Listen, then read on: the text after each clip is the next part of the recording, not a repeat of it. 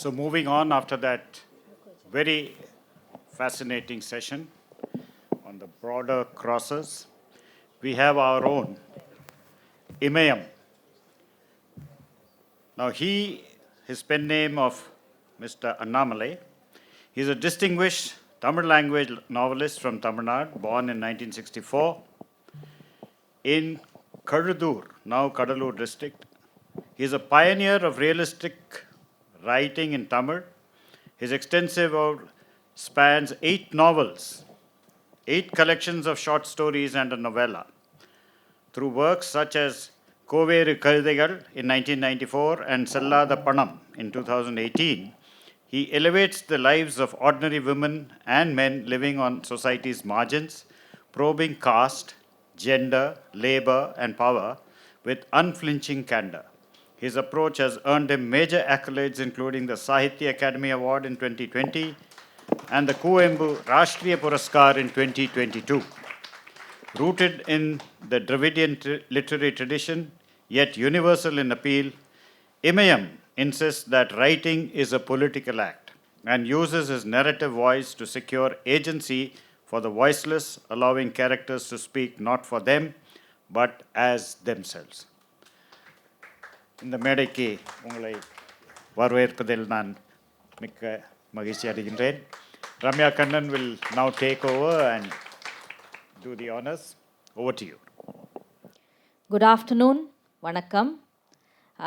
I am first thankful to my friend Thiru Imayam and to CIC for extending this invitation to me to be part of a public discussion with an author whose novels I truly enjoy. I'm a fan of his fiction. Let's start with that. This might be in English and Tamil, so if someone has a problem, do let me know. So, the first time I heard of Imayam, அவரை படிக்கிறதுக்கு முன்னாடி அவர் நாவல்களை படிக்கிறதுக்கு முன்னாடி the first time I heard of him was as a Dalit writer.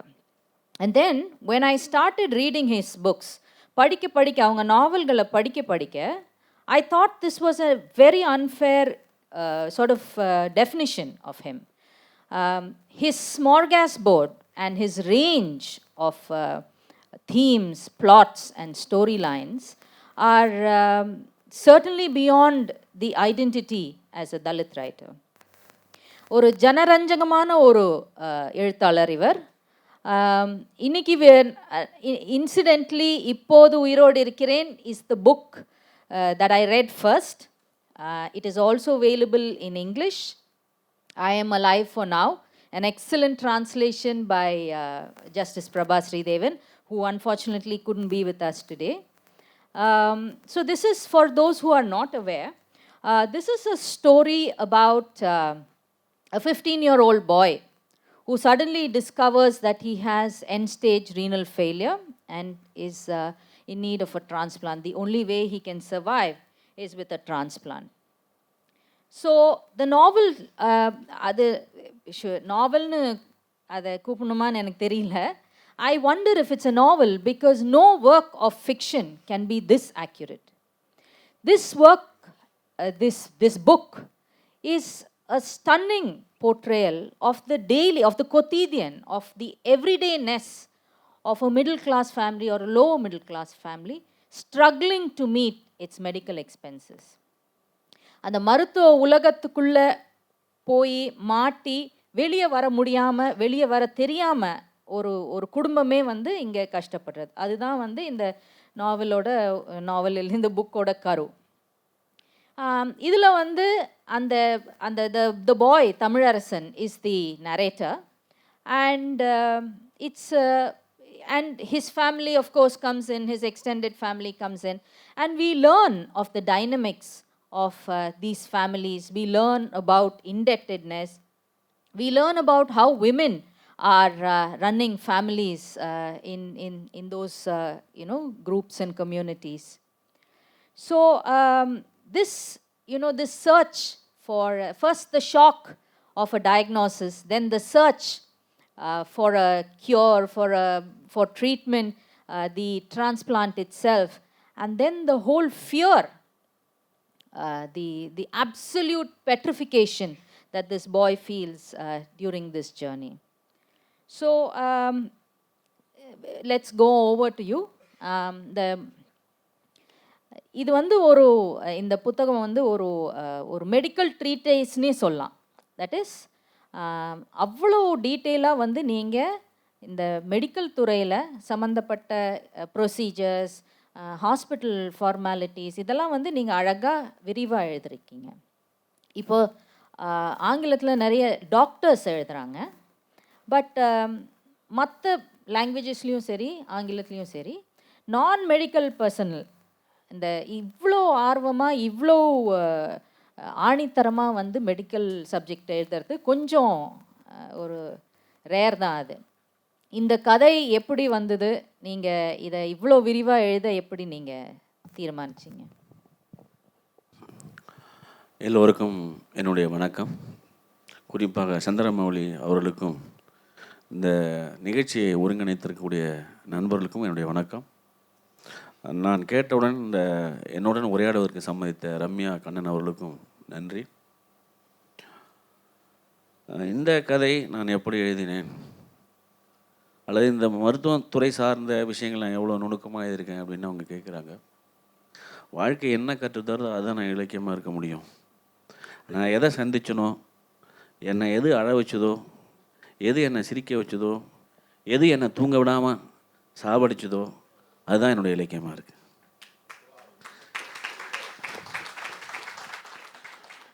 நான் இந்த நாவல் தான் இல்லை, எந்த நாவலையுமே நான் வந்து ரொம்ப திட்டமிட்டு எழுதுதில்லை, ஆராய்ச்சி பண்ணி எழுதுதில்லை. இந்த ப்ராஜெக்ட் அல்லது பிஹெச்டி தீசிஸ் மாதிரி எழுதுகிற பழக்கம் எனக்கு கிடையாது. அல்லது ஏதாவது ஒரு ட்ரைனிங் 2 மாதம் சம்பளம் தரேன், உனக்கு வீடு தரேன், ரூமு தரேன், நீ வந்து உட்காந்து எழுது கேம்பில் அப்படின்னு சொல்லுவாங்க. இதெல்லாம் எரிச்சல் படுத்துகிற வேலை. ஒரு ரைட்டர் இதெல்லாம் அவமானப்படுத்துகிற வேலை நான் நினைக்கிறேன். எனக்கு திடீர்னு பஸ்ஸில் போகும்போது ஒரு கதை எதுன்னு தோணும், ஒரு அம்மா ரோட்டில் போகிற ஒரு அம்மாவை பார்த்தா எதுன்னு தோணும், யாராவது ஒருத்தன் பேசுனா அதை கேட்டால் கதை எதுன்னு தோணும். என்ன காரணமே தெரியாது. நான் மருத்துவத்துறை சார்ந்து செல்லாத பணம்னு ஒரு நாவல் நான் எழுதியிருக்கேன். நான் வந்து இந்த பேர்னிங் வார்டுக்குள்ளே மொத்தமே ஒரு 4-5 நிமிஷம் தான் இருந்தேன். பாண்டிச்சேரி ஜிப்மர் மருத்துவமனைக்குள்ளே பேர்னிங் வார்டுக்குள்ளே. அது முற்றிலும் எரிந்து போன, உங்களால் கற்பனையே செய்ய முடியாத ஒரு பாடியை நான் பார்த்தேன். அதை பார்க்குறதுக்கு முன்னாடி நீங்கள் இந்த ட்ரெஸ்ஸு கவுனெல்லாம் போட்டுட்டு உள்ளே போகணும். அந்த 3 அல்லது 4 நிமிட நேரத்தில் நான் சந்தித்தது தான் செல்லாத பணம். அது எதிர்பாராமல் எனக்கு ஒரு ஃபோன் வந்தது. இங்கே ஒருத்தங்க தீக்குளிச்சிட்டாங்கன்னு ஒரு தகவல். அந்த ஃபோன் வழியாகத்தான் அந்த கதை நிகழ்து. அது மொத்தமே அந்த 3 நாட்கள் மட்டுமே நடக்கக்கூடிய அந்த கதை தான். இப்போது உயிரோடு இருக்கிறேன் அப்படிங்கிறது வந்து உண்மையிலே என் வாழ்நாளில் நான் தெரியாத ஒரு உலகத்துக்குள்ளே போனேன். ஒருவேளை நான் சாகும் வரை அந்த துறைக்குள்ளேயே வாழ வேண்டிய ஒரு நிர்பந்தம் எனக்கு இருக்குன்னு நான் நினைக்கிறேன். ரீனல்னால் என்னன்னு தெரியாது. அதுக்கு முன்னாடி எனக்கு கிட்னின்னு ஒன்று இருக்கிறது எனக்கே தெரியாது. இதுதான் உண்மை. கிட்னி தான் இவ்வளோ தான் சுத்தப்பட்டது, அதனால தான் நான் உயிரோடு இருக்கேன், அதனால தான் சாப்பிட்றேன், எதுவுமே தெரியாது. எல்லாரும் போல நானும் ஒரு சாதாரண ஆட்களில் தான் இருக்கும். திடீர்னு ஒரு நாள் இரவு 3 மணிக்கு ஒரு பையனுக்கு உடம்பு சுடுக்கி இழுக்குது. அதை தூக்கிட்டு போகிறோம். தூக்கிட்டு போனப்போ தான் ஒரு டாக்டர் சொன்னால் ஏதாவது பெரிய ஹாஸ்பிட்டலாக பார்த்து அட்மிட் ஆகிடுங்கன்னு சொன்னார். அதுக்கடுத்தது ஒரு கிட்னி டாக்டர் சந்தித்தோம். அப்போ தான் அவர் வந்து கிட்னி இதாக இருக்குது, அவருக்கும் உண்மையை சொல்லலை. பொதுவாகவே டாக்டர்ஸ் வந்து உண்மையை சொல்கிறதும் இல்லை, பேசுகிறதுமே கிடையாது. நான் இவங்களை திட்டி இந்துவில் ஒரு கட்டுரை, தமிழ் இந்துவில், இங்கிலீஷ் கட்டுரை இல்லை, எப்போது பேசுவர்கள் மருத்துவர்கள், அதுதான் தலைப்பு. எப்போது பேசுவர்களே மருத்துவர்களே அப்படின்ட்டு. அவங்களையும் ஒன்றும் சொல்ல முடியாது, அவங்க ஒன்றும் கடவுள் கிடையாதுல்ல. ஒவ்வொரு டாக்டரும் ஒவ்வொரு மாத்திரையை மாற்றி எழுதி கொடுக்குற பார்க்குறான்.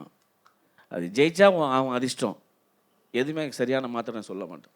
நான் ஒரு 10 ஆண்டு காலமாக இந்த மருத்துவத்துறையில் அல்லது இந்த சிறுநீரக துறையோடு தொடர்பில் இருக்கேன்.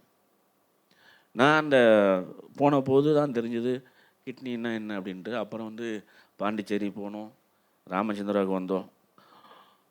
அப்போ ராமச்சந்திராவில் ஒரு 10 ஆண்டுகளாக நாங்கள் போயிட்டுருக்கோம். அந்த அனுபவம், அங்கே ஜனங்க அழக்கூடியது, கண்ணீர் விடக்கூடியது, செத்து அப்படியே இருக்கும்போது டயாலிசிஸ் நடக்கும்போதே இறந்து போயிடுவாங்க. அவங்களுடைய முகம் இன்று உலகத்தில் பெரும் நோயாக இருப்பது, ஒரு காலத்தில் எய்ட்ஸ்ன்னு சொன்னாங்க, உண்மை இல்லை. இன்னைக்கு கிட்னி ஃபெயிலியர் தான் உலகத்தில் பெரிய நோயாக இருக்குது. அந்த கிட்னி ஃபெயிலியருங்கிறது அந்த தனி மனிதனை மட்டும் பாதிக்கிறது இல்லை, அந்த குடும்பத்தையே ரோட்டுக்கு வந்துடுது. ஒரு மனிதன் இப்போ நான் நிறையா பேருக்கு ஹெல்ப் பண்ணுறேன். எனக்கு இதில் ஒரு சந்தோஷம் என்னென்னா, இந்த இப்போது உயிரோர்க்க நாவல் எழுதின பிறகு தான் நான் வந்து அரசாங்கம் 2 அரசாணை பெற்றேன். ஒன்று என்ன, அதுக்கு முன்னாடி வந்து இந்த தனியார் மருத்துவமனையில் நீங்கள் இது மாதிரி டிரான்ஸ்பிளான்ட் பண்ணிங்கன்னா, அது இது பண்ணிங்கன்னா 75,000 ரூபா தான் வந்தது. அப்போது குடும்ப ஆண்டு வருமானம் 75,000 ரூபா இருக்கிறவங்க மட்டும்தான் பண்ணிக்க முடியுன்றது. இப்போ வந்திருக்கிற அரசுகிட்ட சொல்லி அதை வந்து 5 லட்சமாக மாற்றி ஒரு அரசாணையை வாங்கணும். அதே போன்று அந்த டயாலிசிஸாக ஒரு இடத்துலேருந்து இன்னொருத்துக்கு போகிறாங்க இல்லையா, அவங்களுக்கு போகிறவங்களுக்கு மட்டும்தான் இலவசமாக பஸ் பாஸ் இருந்தது. அவங்களுக்கு ஒரு அட்டெண்டருக்கும் இலவச பஸ் கொடுங்க அப்படின்னு சொல்லி ஒரு அரசாணையை வாங்கியிருக்கோம். இந்த நேரத்தில் இன்னொன்று எனக்கு நினைவு வருது. என்னுடைய முதல் நாவல் கோவேறு கதைகள் 94 வந்தபோது, அந்த நாவலை வச்சு தான் அன்றைக்கு இருந்த முதலமைச்சர் டாக்டர் கலைஞர் அவர்கள் புதுரை நல வண்ணார் வாரியம் அமைத்தது அந்த நாவலால் தான். பல பேர் கேட்கலாம், ஒரு படைப்பு என்ன செய்யும்? ஒரு படைப்பு என்ன செய்யும்? படைப்பு, என்னுடைய படைப்பு இந்த 2 செஞ்சுருக்கு நான் நினைக்கிறேன். ஒரு விதத்தில் நான் வந்து ராமச்சந்திரன் ஹாஸ்பிட்டலில் 8வது மாடியிலேருந்து நான் இறங்கி வந்தேன். அப்போது அந்த 8வது மாடியிலேருந்து நான் தரைக்கு வரும்போது எனக்கு எப்படி இறங்கி வந்து தெரியாது. அந்த கண்ணீரால் எழுதப்பட்டதான் இந்த இப்போது உயிரோடு. எத்தனையோ மனிதர்களுடைய துயரங்களை எழுதுவது தான். நிறைய பேர் சொல்கிறாங்க, புராணத்துலேருந்து இப்போ எழுதிட்டு இருக்காங்க. 2005 புராணத்துக்கு என்ன அவசியம் இருக்குது, இதிகாசத்துக்கு என்ன அவசியம் இருக்குது எனக்கு புரியவே இல்லை. கண் முன்னாடி இன்றைக்கி பெரும் துயரத்தில் ஒரு சமூகம் இருக்குது. இந்த டயாலிசிஸ் ஏன் ஏற்படுது, பள்ளிகள் மாணவர்களுக்கு ஏன் ஏற்படுது, குழந்தைகளுக்கு ஏன் ஏற்படுது, நம்முடைய உணவு பழக்க வழக்கம் எப்படி மாறி இருக்குது, அரசு தர வேண்டிய மருத்துவம் ஏன் இன்றைக்கி தனியார் துறையில் இருக்குது, அது ஏன் கார்ப்பரேட் நிறுவனமாக மாறி இருக்குது. கார்ப்பரேட் நிறுவனத்துக்கு போனீங்கன்னா உங்களுக்கு ஒரு நம்பர் தான் இருக்கும், அங்கே எதுவுமே இல்லை. ஸோ இந்த உலகம் வந்து பேசப்படணும். இது வந்து புகழ் தரும் பெரிய இலக்கிய மேதைன்னு காட்டுறதுக்காக எழுதலை. நான் தொடக்கத்தில் சொன்னேன், என்ன எது அழ வைக்குதோ அதுதான் இலக்கியமாக இருக்க முடியும். இந்த சமூகத்தில் பெரும்பான்மை மக்களை யார் பாதிக்குதோ அதை சொல்லணும் அப்படின்றது தான். இதில் நான் ஒரு சேலஞ்சு எடுத்தேன். நான் என்னுடைய கோவேர்கள் எழுதும்போது எனக்கு 18-19 வயசு. 84-85 கோவேர்களுடைய முதல் பிரதி நான் எழுதினேன். அப்போ எனக்கு வந்து பிஎஸ்சி செகண்ட் இயர். இந்த நாவலை நான் எழுதும்போது எனக்கு கரெக்டாக 50 வயது. அப்போது நான் வந்து 70 வயசு கேள்வியை பற்றி எழுதினேன் 19 வயசில். 50 வயசில் 10 வயசு பையனை நான் எழுதினேன். எனக்கு 70 வயசு கேள்வியை பற்றி எழுதும்போது எனக்கு எந்த சிரமமே இல்லை.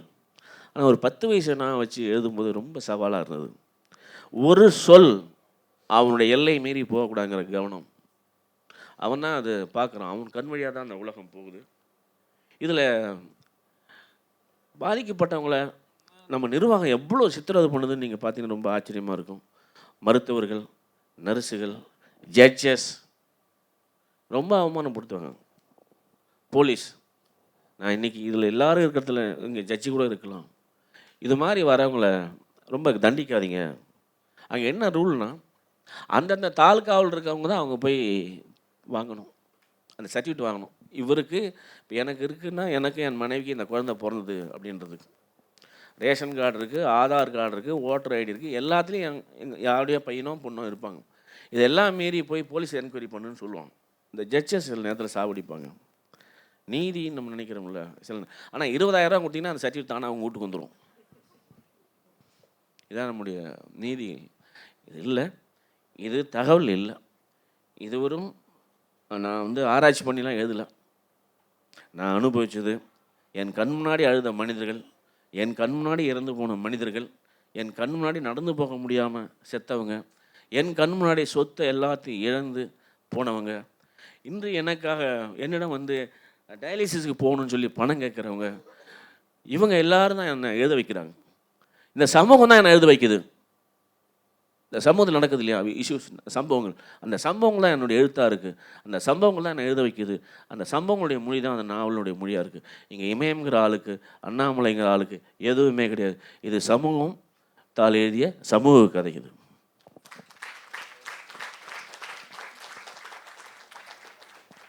உங்கள் பாணியிலேயே ரொம்ப கோர்வையாக சொல்லிட்டீங்க. அடுத்தது வந்து ப்ரொட்டாகனிஸ்ட், ஒரு கதாநாயகன் கதாநாயகி. பொதுவாக வந்து ஒரு நாவல் இருந்ததுன்னா, if there is a novel, the protagonist will be the hero or the heroine. But I believe that in his works it is seldom one man or one woman. இப்போது இந்த கதையில் வந்து கதாநாயகன் வந்து தமிழரசனோ இல்லை அவனை சுற்றி இருக்கிற குடும்பமோ இல்லாமல் அந்த க்ரானிக் ரீனல் ஃபெயிலியர் இருக்குல்ல, அந்த கிட்னி டிசீஸே வந்து ஒரு கதாநாயகனாக நிற்குது. அதே மாதிரி நீங்கள் பார்த்தீங்கன்னா, நீங்கள் வாழ்க வாழ்க அந்த சிறுகதையில் அங்கே கதாநாயகனோ கதாநாயகியோ இல்லை. ஆனால் அந்த the Vazhga Vazhga is a story that happens at a political rally and very reminiscent of what happen recently in Karur. So in that, the situation becomes the protagonist. அந்த மாதிரி நிறைய நாவல்களில் என் கதையில் நீங்கள் பார்த்தீங்கன்னா, அவங்க அந்த ஆணுக்கும் பெண்ணுக்கும் இடையிலான ஒரு ரிலேஷன்ஷிப், ஒரு உறவு இருக்குல்ல, அதுதான் ப்ரொட்டாகனிஸ்டாக இருக்குது. இது நீங்கள் இது வந்து தானாக அமைதா இல்லை முன்னாடியே பிளான் பண்ணி நீங்கள் எழுதுறதா? நான் சட்டையாக தைக்கிறேன், பிளான் பண்ணி இத்தனை இன்ச்சில் தைக்கிறது, இத்தனை இதில் வைக்கிறது. இதை நான் வீடு கட்டலை, பிளான் பண்ணி இன்ஜினியர் பிளான் பண்ணி பண்ணுறதுக்கெல்லாம் தெரியாது. ஏன் கதை நீங்கள் எழுதுனீங்கன்னு தெரியவே தெரியாது. இதுதான் உண்மை. நான் மனசுலேருந்து பேசுகிறேன். நான் ரொம்ப சிந்திச்சு எழுதுனேன் அப்படிலாம் சொல்ல மாட்டேன். வருது, நான் எழுதுகிறேன், அவ்வளோதான். இது வந்து இவரை முன்னிலை இப்போ பெண் என்ன நிறைய பேர் சொல்லுவாங்க, பெண்ணை பற்றி நிறையா எழுதியிருக்கேன் அப்படிலாம் இல்லை. அந்த விஷயத்தினுடைய மையம் எதுவோ அதுதான் முக்கியம். மனிதர்கள் மாறிக்கிட்டே போய், இது தமிழரசனும் இருக்கலாம், அருணாச்சலம் இருக்கலாம், யார் வேணாலும் வரலாம். ஆனால் உலகம் முழுக்க இந்த விஷயம் இருக்கு இல்லையா, இது உலக துயரம். தமிழ்நாட்டு துயரம் இல்லை, இந்தியா துயரம் இல்லை, உலகத்தில் இருக்க எல்லாருக்குமான துயரம் தான் அது. பெரும்பாலும் எனக்கு தெரிஞ்ச தமிழ்நாட்டில் ஒரு 7% ஆஃப் பீப்புள் வந்து இந்த டயாலிசிஸ் சம்மந்தமாக படுத்திருக்காங்க அல்லது அலைஞ்சிட்ருக்காங்கன்னு எனக்கு தெரியும். பழைய காலத்தோட இந்த காலம் வந்து ரொம்ப அதிகமாக இது உருவாகிருக்கு. பழைய காலத்தில் என்னன்னா, இந்த பணம் அறிவியல் வந்து மனிதனுக்கு துன்பத்தை கூட்டுது, துயரத்தை கூட்டுது. இந்த பணம் அறிவியலும் இல்லாமல் இருந்தால் கூட நல்லது. சீக்கிரம் செத்து போயிடுவான்ல, ஒரே வார்த்தை செத்துருவான், ஒரு மாதம் செத்துருவான். வயிற்று உப்பிச்சிங்க, சிறுநீர் வரல அப்படின்னு வீட்டில் ஒரு நாள் படுத்துருப்பான், செத்து போயிடுவான். ஆனால் நீங்கள் வாரம் 3 நாள் டயாலிசிஸ்க்கு போகிறது இருக்குல்ல, அந்த டயாலிசிஸ் 4 மணி நேரம் படுத்துருக்குல்ல, சத்தான சாப்பிட்ணும். என்ன அந்த நோயில் மிகப்பெரிய கொடுமைன்னா, நீங்கள் வந்து 3/4 லிட்டருக்கு மேலே ஒரு நாளைக்கு தண்ணியே குடிக்கக்கூடாது. இதுதான் அது பெரும் துயரம். ஆசை வரும், தொண்டை காயும். ஒரு நோய் ஒரு கதாபாத்திரமாக புதுசு தானே, நல்லது தானே. ஒரு பொம்பளை கதாபாத்திரத்தை எவ்வளோ படிச்சிட்டோம், ஒரு ஆம்பளை கதாபாத்திரத்தை எவ்வளோ படிச்சிட்டோம். ஒரு நோய் ஒரு கதாபாத்திரம் மாதிரி. இங்கே டாக்டர்ஸ் முக்கியம் இல்லை, நர்சஸும் முக்கியம் இல்லை, பேஷண்ட்டும் முக்கியம் இல்லை. ஒரு நோய் மொத்த நிறுவனமாக மாறுது, எல்லாரையும் போட்டு வாட்டுது. அப்போ நோய் புதுசாக இருக்கட்டுமே இந்த டாபிக். இது என்னுடைய எல்லா கதையிலுமே நான் வந்து விஷயத்தை தான் மையப்படுத்துகிறேன், மனிதர்களை நான் முன்னிலைப்படுத்துறதே கிடையாது. எனக்கு மனிதர்களே முக்கியமே கிடையாது. இவெல்லாம் செத்து போயிடுவான், புரியுதா? இந்த பேர் போட்டேன்னா இன்னொரு பேர் போட்டேன், இதெல்லாம் அவசியம் இல்லை. உலகத்திலேயே இந்தியாவில் தான் தீக்குளிச்சு சாகிறது இருக்குது. குறிப்பாக அதிகமாக தமிழ்நாடு இருக்குதுன்னு நான் நினைக்கிறேன். பொருளாதாரத்தில், வசதியில், வாய்ப்பில் எல்லாத்துலேயும் முன்னேறிய தமிழ்நாட்டில் தான் தற்கொலை தீக்குளிப்புகளும் அதிகமாக இருக்குது. அப்போ இந்த தீக்குளிப்புங்கிறது தான் மிக முக்கியமானது. 70, 80 நம்ம மார்க்சிஸ்ட் எழுத்தாளர்கள் எல்லாருமே வந்து இந்த பெண் உரிமை பற்றி நிறைய பேசினாங்க, தீக்குளிப்பை பற்றி நிறைய வளர்ச்சி எழுதினாங்க. இப்போ 2020 இப்போ வரதட்சணை கொடுமை இல்லைங்கிற மாதிரியும் தீக்குளிப்பு சம்பவங்கிற மாதிரி அவங்க அடுத்த ட்ரெண்டுக்கு போயிட்டாங்க. சரியா? எனக்கு தீக்குளிப்பு நடக்குது. 2025 நல்லா படித்த, நல்ல வசதியான, ரொம்ப அழகான, புத்திசாலியான பொண்ணுங்களும் தீ குளிக்கிறாங்க, தீ வைத்து கொளுத்த போகிறாங்க. உங்கள் கல்வி தோற்று போன இடம் தான் அது. அதை சொல்கிறதுக்காகத்தான் இது. ஒரு பெண் ஏன் தொடர்ந்து தீ குளிக்கிறாங்க அல்ல தீ குளிக்க வைக்கப்படுறாங்க? இப்போ காதல்ங்கிறது என்னது, உங்கள் திருமணங்கிறது எப்படி நிச்சயிக்கப்படுது அப்படின்னு நிறைய பேர் நினைக்கிறாங்க. நம்முடைய திருமணம் அன்பால் நிச்சயம், அதெல்லாம் ஒரு வெங்காயமும் கிடையாது. உன் திருமணம் வந்து ஜாதியால் நிச்சயிக்கப்படுது, மதத்தால் நிச்சயிக்கப்படுது, உன் பணத்தால் நிச்சயிக்கப்படுது, உன் கௌரவத்தால் நிச்சயிக்கப்படுது, உன்னுடைய சமூக அந்தஸ்தால் நிச்சயிக்கப்படுது. அப்புறம் வந்து நீ டாக்டர்னா டாக்டரு, இதெல்லாம் தான் தீர்மானிக்குது. அன்பு இங்கே ஒன்றுமே கிடையாது. அப்போ இதெல்லாம் தீர்மானிக்கிற ஒரு திருமணத்தில் ஒரு பொம்பளை தீக்குளிச்சு சாக தான் செய்வாள். இதுதான் என்னுடைய பிரச்சனை. செத்து போனால் ஒரு ஆள் எனக்கு பிரச்சனை இல்லை, கொளுத்தினவன் பிரச்சனை கிடையாது. ஏன் உலகத்தில் எங்கேயுமே இல்லை இந்த நோய், இந்தியாவில் ஏன் இருக்குது? ஏன் பெண்கள் மட்டும் தீக்குளிச்சு சாகுறாங்க, ஆம்பளை ஒருத்தன் தீக்குளிச்சு சாக மாட்டுறான்? இவனுக்கு துயரம் இல்லையா? இவனுக்கு காதல் தோல்வி இல்லையா? எல்லா சனியும் அவனுக்கு இருக்க தானே செய்யுது. அப்போ பெண்கள் மட்டும் ஏன் வந்து கொள்கிறாங்க? அதில் இன்னும் ஒரு பெரிய ஆச்சரியமான விஷயம்னா, தீக்குளிச்சு இறக்குற எல்லா பெண்களும் 99% பெண்கள் சொல்லக்கூடிய ஒரு வாக்கியம், நானாக தான் ஊற்றிக்கிட்டேன் அப்படிங்கிறது தான். இந்த உளவியல் இருக்கு இல்லையா, இந்த உளவியலினுடைய பின்புலத்தை கண்டுபிடிக்க தான் என்னுடைய ரைட்டிங். அந்த விதத்தில் இப்போது உயிரோடு இருக்கிறேன். எல்லாருமே இப்போது தான் உயிரோடு இருக்கிறோம். அதானே உண்மை? அதானே உண்மை? கொஞ்சம் சரிங்க, ஒன்றும் தப்பு இல்லை. எல்லாரும் இப்போது தான் உயிரோடு இருக்கிறோம். தலைப்பும் முக்கியமானது, தலைப்பும் முக்கியமானது. ஒரு கட்டத்தில் பணம் செல்லாதுன்னு சொல்கிறதுக்காக அந்த நாவல் எழுதப்பட்டது. இங்கே இந்த இப்போது உயிரோடு இருக்கணும் பொறுத்த வரைக்கும் நீங்கள் எவ்வளோ பணம் வச்சுருக்கீங்களோ அவ்வளோ நாள் உயிரோடு இருக்கலாம். இந்த மருத்துவம் நம்மளை மனநோயாளியாக மாற்றிக்கிட்டு இருக்கு. மிக முக்கியமாக அந்த கார்பரேட் நிறுவனம் இருக்குல்ல, ரொம்ப ஆச்சரியமாக. இங்கே டாக்டர்ஸ் இருக்கலாம், சந்தோஷம். முன்னெல்லாம் ஒரு டாக்டர் பேரை பார்த்து நம்ம ஹாஸ்பிட்டலுக்கு போனோம். இப்போ என்னென்னா பிராண்டு பார்த்து போகிறோம். ராமச்சந்திராங்கிற ஒரு பிராண்டு, என்னென்னமோ ஹாஸ்பிட்டல், அதெல்லாம் பிராண்டு தானே, கம்பெனி பிராண்டு மாதிரி. அங்கே யார் டாக்டர், அவன் சீனியரா ஜூனியரா அவனுக்கு தெரியுமா தெரியாதா, எதுவுமே கிடையாது. இப்போ எல்லாமே வந்து ஸ்வீட் கடைனா ஒரு பிராண்டு, இட்லி கடைனா ஒரு பிராண்டு, நாய் கடைனா ஒரு பிராண்டு, துணி கடைனா ஒரு பிராண்டு அப்படிங்கிற மாதிரி இப்போ ஹாஸ்பிட்டலும் பிராண்டாக இருக்குது. எனக்கு மனிதர்களுக்கு அந்த டாக்டர்ஸ் வந்து பேசவே மாட்டுறாங்க. நான் திருப்பி உறுதியாக இருக்கேன், மிகச்சிறந்த மருந்தை விட ஒரு டாக்டர் சொல்லக்கூடிய வார்த்தை அதிகமான நோயை தீர்க்குங்கிற நம்பிக்கை உள்ளவன் நான். ஐஏஎஸ்களும் சரி, டாக்டர்ஸும் சரி, ஒரே ஒரு வார்த்தையை வச்சு தான் சாவடிக்கிறானுங்க. அந்த வார்த்தை என்ன, பார்க்கலாம். செய்யணும்னு இல்லை, செய்ய மாட்டேன்னு இல்லை. அப்போ என்ன அர்த்தம்? இப்படி ஒரு வார்த்தை இங்கிலீஷில் இல்லை, நோட்டர்னு போடுவானுங்க. இல்லை, இதே மாதிரி தான் டாக்டர்ஸ், பார்க்கலாம். நீங்கள் அந்த உலகத்துக்குள்ளே என்றைக்காவது ஒரு நாள் நீங்கள் போங்க. எனக்கு நான் இது இல்லாமல் 4 சிறுகதை இருக்கேன். மனமுறிவுன்னு ஒரு கதை இருக்கேன், சிறுகதை, மருத்துவத்துறை சார்ந்து. அப்புறம் வந்து பிணத்துக்கு சொந்தக்காரின்னு ஒரு கதை இருக்கேன். இன்னொன்று வந்து ஆண்டவரின் கிருபைன்னு, இப்படி சிறுகதைகள் இருக்கேன். இது எல்லாமே வந்து விரும்பிலாம் எழுததில்லை. அதே மாதிரி சில கதைகள் வந்து அழுது எழுத வைக்கும், சில கதைகள் சிரித்து எழுத வைக்கும். இப்போ எங்கே அதை வந்து நான் ரொம்ப சிரித்து ரசித்து எழுதின கதை நெஞ்செருப்பு. நான் சிரித்து ரசித்து எழுதின கதை. அது உதாரணம் இப்போ எல்லாமே நீங்களும் நல்லது. அந்த விஷயத்தில் வீடியோ கால் பேசுகிறவங்க கொஞ்சம் எச்சரிக்கையாக பேசுங்க, மெசேஜ் போடுறவங்க பூரா பார்த்து போடுங்க. அதுதான் இப்போ நம்மளுடைய உறவுகளை வந்து அதிகமாக சிதைக்குது. இன்றைக்கி 2025 இந்த செல்ஃபோன் எப்படி நம்முடைய ஆபத்து கருவியாக மாறி இருக்குது. இங்கே காதல் பிரச்சனைலாம் ஆபத்தாக இருக்குது, அந்த கருவி உங்களை ஆபத்தில் கொண்டு விடுங்கிறது. அதே மாதிரி இப்போ நீங்கள் எங்கே கதையை சொன்னீங்க, எங்கள் அதை வந்து நான் வந்து ரொம்ப வித்தியாசமாக எழுதுனேன். இந்த மரபு மீட்டு உருவாக்கம் எல்லோரும் சொல்கிறான். மரபு மீட்டு உருவாக்கம் தமிழில் உண்மையிலே நான் தான் அந்த பேட்டர்னை பண்ணியிருக்கேன், நான் நம்புகிறேன். நம்முடைய பழைய இலக்கியங்கள் எல்லாமே 2 வரி 4 வரி வாக்கியங்களால் அமைக்கப்பட்டது. இப்போ எங்கள் அது எல்லாமே வந்து அந்த பேட்டர்னில் தான் இருக்கும். ஒரே ஒரு வார்த்தை, ஒரு வாக்கியம், ஒரு சொல், இப்படி தான் இருக்கும். ஒரு புல் ஸ்டாப், ஒரு கமா கூட ரொம்ப கவனமாக அதில் போடப்பட்டிருக்கு. அதில் எனக்கு சேலஞ்சாக இருந்தது, நம்முடைய இலக்கியங்கள் 4 வரியாக இருந்தாலும் அதில் ஒரு பெரும் காட்சிகள் இருக்கும். இன்றைக்கி காட்சிகளே கிடையாது, இது செத்து போன வார்த்தைகளாக எழுதுகிறான். அந்த வார்த்தைகள் இன்றைக்கும் படித்து பாருங்கள், அதில் ஒரு இடம் இருக்கும், ஒரு காலம் இருக்கும், அங்கே மனிதர்கள் இருப்பாங்க, அவங்களுடைய தொழில் இருக்கும், அவங்க வாழ்க்கை முறை இருக்கும், அவங்களுடைய உணர்வு இருக்கும். இவ்வளோ சேர்த்து எவ்வளோ? 4 வரி அல்லது 2 வரி.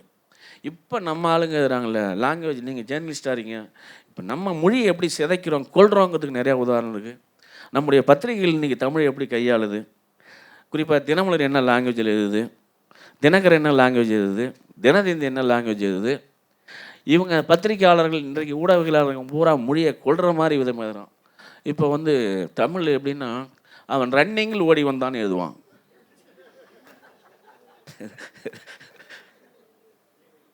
தற்கொலை பண்ணிக்கலாம் போல் இருக்கு. ஒரு ரைட்டராக இருக்கிறது எவ்வளோ சவாலாக இருக்குது. உயிர் உள்ள மொழியை உருவாக்குறவன் தான் ரைட்டர். மொழியை சாகாமல் புனரமைப்பவன் தான் ரைட்டர். இங்கே ரைட்டருடைய வேலையை மொழியை புதுப்பிக்கிறது. இந்த இனம், இந்த மொழி இன்ன வரைக்கும் இவ்வளோ காலத்துக்கு பின்னாடி உயிரோடு இருக்குன்னு சொன்னால் ரைட்டரால் இருக்குது, ஜேர்னலிஸ்டுகளால் இல்லை. அதுவும் தமிழ் ஜேர்னலிஸ்ட்டு கிடையவே கிடையாது. மொழியை சிதைக்கிறாங்க, ஒரு பக்கம் மொழியை புதுப்பிக்கிறோம். இங்கே கதை என்பதை விடவும், நாவல் என்பதை விடவும், மருத்துவத்துறை சார்ந்த ஆய்வு என்பதை விடவும் இது மொழி சார்ந்தது. என்னுடைய 3500 ஆண்டுகள் தமிழ் மொழியை புதுப்பிக்கிற தொடர்ச்சியை செய்கிற ஒரு ஆளாக நான் இருக்கிறேன். இப்போ நம்ம வந்து டாக்டர்ஸ், ஹாஸ்பிட்டல்ஸ், பிராண்டிங் அதை பற்றிலாம் பேசினோம். இந்த சூழ்நிலையில் வந்து அரசாங்க பணம் ஒரு அருமையான ஒரு சிறுகதை. கோவிட் நேரத்தில் வந்து எப்படி ஒரு குடும்பத்தில் ஒரு தந்தை இறந்து விடுகிறார். அவர் கோவிடில் இறந்தாரா இல்லையான்னு தெரியல அது வரைக்கும். அது எப்படி அந்த வீட்டின் பெண்களும் அந்த குழந்தையும் அல்லாடுகிறது, அதுதான் the novel. It's a short story. It's again translated by Justice Prabha Sridevan, called Government Cops. So this happens during COVID, and there is an ailing man who dies inside a house, and the struggles that the family have before they are able to do the last rites, even get hold of the body because it was COVID and all those restrictions were in place. இது வந்து மருத்துவமும் சார்ந்து இருக்குது, நீங்கள் சொல்கிற social கமெண்ட்ரியும் இருக்கிறதுனால அது 2 வார்த்தை பேசலாமே. திருப்பியும் சொல்கிறேன். நான் ஆக்சுவலி வந்து ஏதோ ஒரு டிவியில் வந்து ஒரு நியூஸ் பார்த்தேன். நியூஸ் பார்த்த உடனே அன்றைக்கி நைட்டே நான் அந்த கதையை எழுதிட்டேன். ஜென்ரலாக எனக்கு ஏதாவது ஒரு வார்த்தை, ஒரு காட்சி, ஒரு இது எதாவது கிடச்சா ஒரு நாள் நான் கதை எழுதிடுவேன். அது பஸ்ஸில் போகிறேன்னா, காரில் போகிறேன்னா, ரயிலில் போகிறேன்னா, வீட்டில் போகிறேன், அதெல்லாம் பார்க்க மாட்டேன். ஸோ கோவிட் பற்றி நம்ம பேசலாம். இதை நீங்கள் அரசாங்க பிணம், அதில் என்னன்னா, அரசாங்கம் பண்ணால் நம்ம எல்லாருக்கும் ஒரு உண்மையை சொல்லிட்டு இருந்தது. நீ இல்லைன்னா நான் செத்துருவேன், நான் இல்லைன்னா நீ செத்துருவேன்னு சொன்ன காலம்லாம் போய் எனக்கு என் முண்டாட்டி கொரோனாவும் பேயாவும் அல்லது சாவாவும் வந்தா, நான் அவளுக்கு அந்த காலத்தில் சாவாவும் தெரிஞ்ச ஒரு காலம். உலகத்தில் மனிதர்களுடைய அற்பத்தனத்தை காட்டி கொடுத்த மிகப்பெரிய ஒரு நோய் கிருமி கொரோனா. யாருக்கும் யாரும் சொந்தம் இல்லை, யாரும் யாருக்கு வேணாலும் மரணமாக இருக்கலாம். இந்த நேரத்தில் எனக்கு இன்னொன்று தோணுது, அந்த எக்ஸிட்னு ஒரு நாடகம் வந்து இல்லையா, ஷீன்பால்ரா எழுதுனது. நரகம் எங்கடா இருக்குன்னா, எனக்கு என் முண்டாட்டி தான் நரகம், அவளுக்கு நான் தான் நரகம்னு சொன்னான்ல, அதுதான் கொரோனா காட்டிச்சு. இந்த கதை வந்து எனக்கு முக்கியமாக இங்கே அரசாங்க பிணம் நிறைய பேர் அதில் செத்து போயிட்டாங்க. எனக்கு ஒரு குழந்தை வந்து டிவியில் பேசிச்சு, நான் ராத்திரி எங்கள் அப்பா பணத்தை கூட ராத்திரி இருந்தேன்னு சொன்னேன். அந்த ஒரு சொல் தான் அந்த கதையை உருவாக்குச்சு. கேமராக்காரன் கேட்குறான், ராத்திரி எங்கே இருந்த? நான் பணத்தை கூட தான் இருந்தேன். அவங்க அப்பாவுடைய பணம் 7 வயசு பையன், அவங்க அம்மா இல்லை, யாருமே இல்லை, அவர் இறந்து போயிடுறாரு, அவர் கூட இருந்தார். அந்த சொல் கொடுத்த கதை தான் கவர்மெண்ட் பணம். இப்படி பல சொற்கள் தான் என்னோடய கதைகள் எல்லாமே. உங்களை கற்பனை பண்ண முடியுதா, ஒரு பணத்தோடு ராத்திரி ஒரு குழந்தை தூங்குது அப்படிங்கிறது. ஆனால் டிவிக்காரன் பத்திரிக்காரன் என்ன பண்ணான்னா, ராத்திரி அந்த குழந்தை தூங்குச்சு தான் காலைல பூரா எல்லாம் ஃப்ளாஷ் நியூஸ் போட்டானுங்க. ஆனால் அந்த பணத்தை எடுக்கிறது யாருமே உதவலை.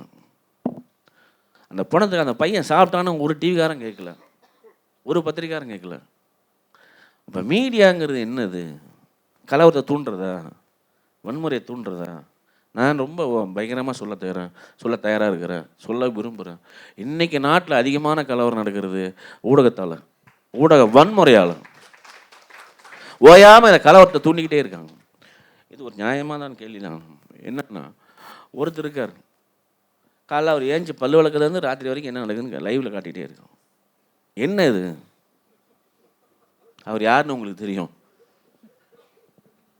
ஆனால் ஒரு இரவு முழுவதும் பிணத்தோடு இறந்த தந்தையோடு ஒரு பையன் படுத்துனாங்கிறத பற்றி, அவன் சாப்பிட்டானா தூங்கினானா, அதுக்கு பண்ணி எதுவுமே இல்லை. அவங்க திருப்பி கேட்குறாங்க, நீங்கள் உருவாக்குற, நான் இதை பற்றி ஒரு கதை இருக்கேன், மணலூரின் கதை என்ன.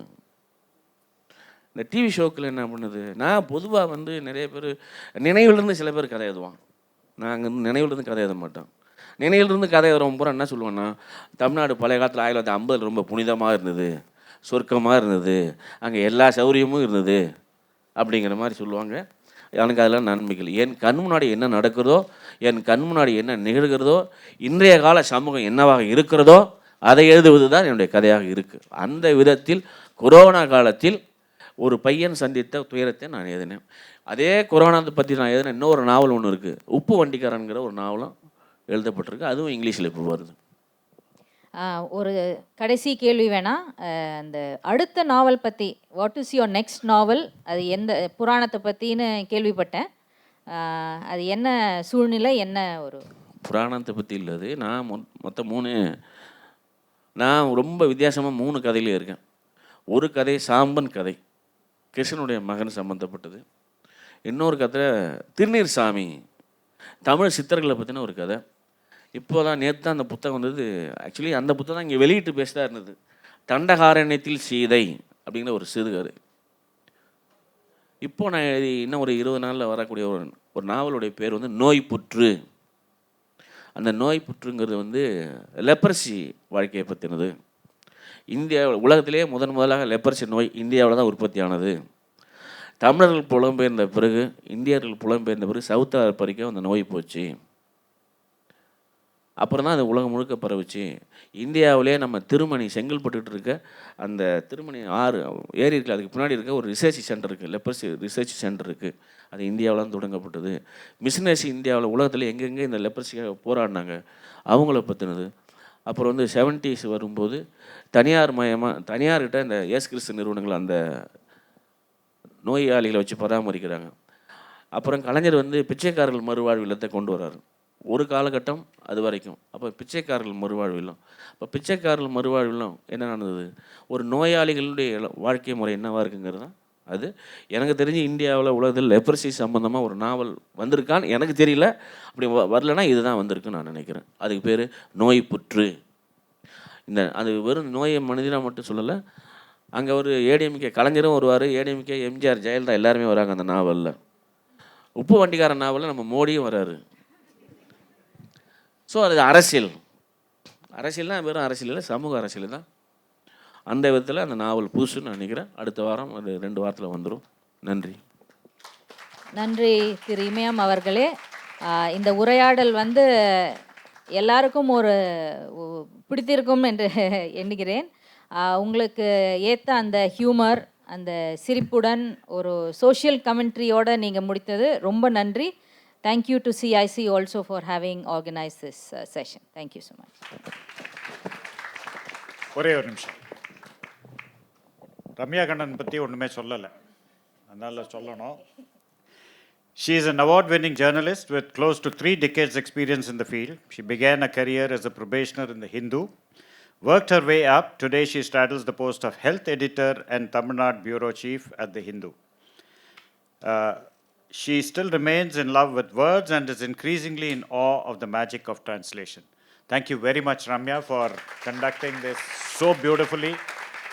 தமிழ்லையும் ஆங்கிலத்துலேயும் மாற்றி பேசி இந்த ஆடியன்ஸுக்கு இமயமோட பல்வேறு எழுத்துக்களை கொண்டு வந்ததற்கு மிக்க நன்றி. இமயம் அவர்களுக்கு ஒரு சின்ன நினைவூட்டு பரிசாக கொடுக்க வேண்டும்.